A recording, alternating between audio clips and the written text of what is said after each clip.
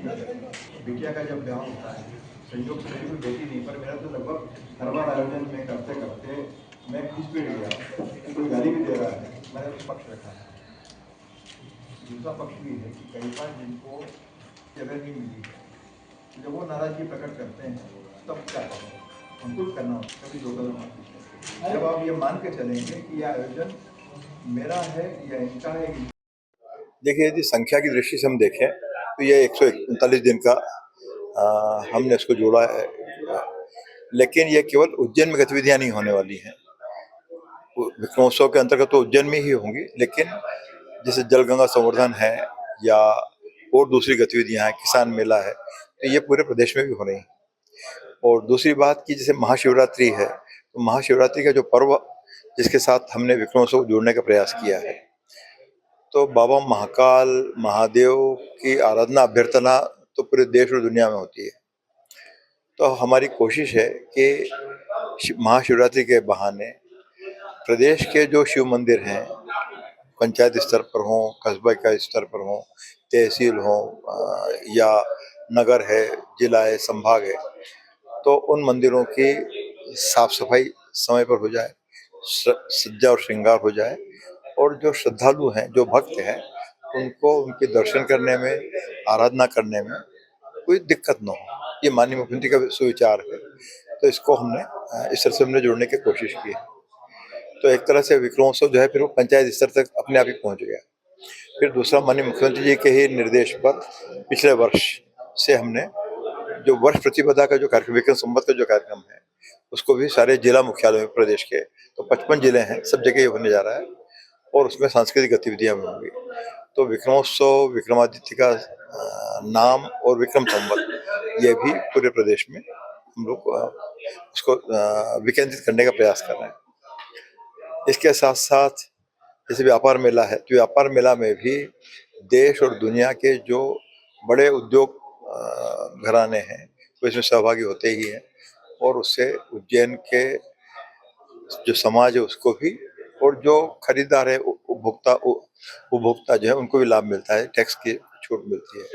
One मेले की सिलसिला शुरुआत हुई है, तो इस वन मेले में भी एक तो इसका नामकरण माननीय मुख्यमंत्री का महाकाल वन मेले के रूप में, एक गतिविधि इसमें और जुड़ रही है, जिस पर कि जैसे महाकाल में हम जब जाते हैं बाबा के दर्शन करने, तो प्रसाद हमको मिलता है ना, लड्डू है, पेड़े हैं, जो भी भोग लगता हो।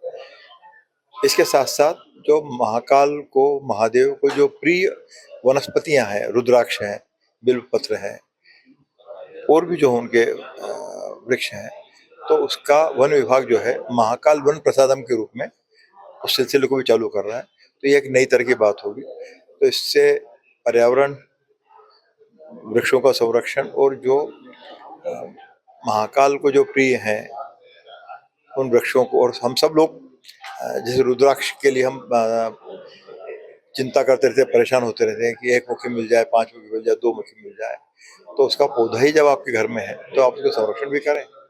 तो इस तरह से भी प्रयास है। तो अलग अलग ये विक्रमोत्सव जो है, ये एक तरह से नवाचार की, नई प्रयोगों की भूमि भी है, लेकिन ऐसा नहीं है कि इसमें लोक गायब हो। तो मेरी जो जानकारी है कि ये इसमें जो विशेषज्ञ हैं, मैंने खगोल विज्ञान के, ज्योतिष के, साहित्य के जो अध्येता हैं, वो तो इसमें भाग लेते ही हैं, लेकिन पॉपुलर गतिविधियों में भी हमारे यहाँ उज्जैन के और उज्जैन के आसपास के लोग भी सहभागी होते हैं। और ऐसे कम आयोजन हैं जहाँ पर 1,50,000 के दर्शक संख्या जो है, श्रोता जो हैं, वो बगैर किसी दबाव के आते हों, सब प्रेम से आते हैं। और इसीलिए सभी पत्रकार वार्ता में भी जो हमारे मित्र जो चिंता कर रहे थे कि बैठने की जगह नहीं मिली, तो जाहिर है कि उज्जैन शहर छोटा है, उसकी संरचना में लगातार विकास हो रहा है। तो विक्रमोत्सव जैसी गतिविधियों की डिमांड है, हम उसको फुलफिल करने की कोशिश कर रहे हैं।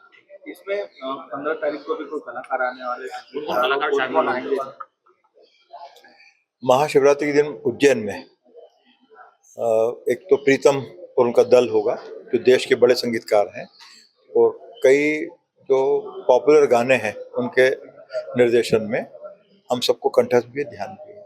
ठीक इसी तरह से वर्ष प्रतिपदा के दिन, गुड़ी पड़वा के दिन 19 मार्च को रामघाट और दत्त अखाड़े के बीच में जो पुल बना है उस पर गतिविधि हम हर साल करते ही हैं। तो इस बार विशाल मिश्रा और उनका दल उसको परफॉर्म करेगा। ड्रोन शो भी होगा उसमें, और इसके साथ साथ हमारी कोशिश होगी महादेव और महादेव के साथ जो जल या नदियों का जो संबंध है उसको लेकर कुछ एक नई तरह का शो करने का इरादा है। और जो ड्रोन शो है तो सारे ज्योतिर्लिंग जो हैं उन पर वो फोकस्ड होगा। और जैसा कि माननीय प्रधानमंत्री जी ने आह्वान किया ही है स्वाभिमान पर्व के रूप में, तो ये कहना शायद अतिशयोक्ति नहीं होगा कि प्रधानमंत्री जी ने इधर घोषणा की और उसके 2 दिन बाद ही हम महाकाल महोत्सव, श्री महाकाल महोत्सव हम कर रहे थे। तो हम जो देश का जो नेता जो हमसे कह रहा है हम उसको सबसे आगे बढ़ के करना चाहेंगे। इसका शुभारंभ कब होगा, कौन करेंगे? 15 फरवरी को महाशिवरात्रि के दिन पॉलिटेक्निक ग्राउंड पर विक्रमोत्सव की शुरुआत होगी और माननीय मुख्यमंत्री उसमें उसका उद्घाटन करेंगे। और वही समय होगा और वही दिन होगा जब विक्रम व्यापार मेले का भी शुभारंभ होगा। महाकाल वन मेले का शुभारंभ माननीय मुख्यमंत्री कर ही चुके हैं। और वर्ष प्रतिपदा के दिन, गुड़ी पड़वा के दिन कुछ और अतिथि भी सहभागी होंगे। वो हो सकता है कि देश के प्रमुख लोग हों या दुनिया से भी आ सकते हैं। जैसे अलंकरण जो हम करने वाले अंतर्राष्ट्रीय अलंकरण, तो संभव है कि हम उस दिन हम दे पाएँ। तो यदि हुआ तो उसमें भी लोग आएंगे। और ऐसे भी फिल्म समारोह के बीच में तमाम जो देशों के जो प्रतिनिधि हैं, तो 25 से अधिक देश हैं जो उसके सहभागी होंगे। तो एक अर्थ में हम कहें कि जो अतिथि हैं उनके कारण भी एक आकर्षण नया बना रहने वाला है।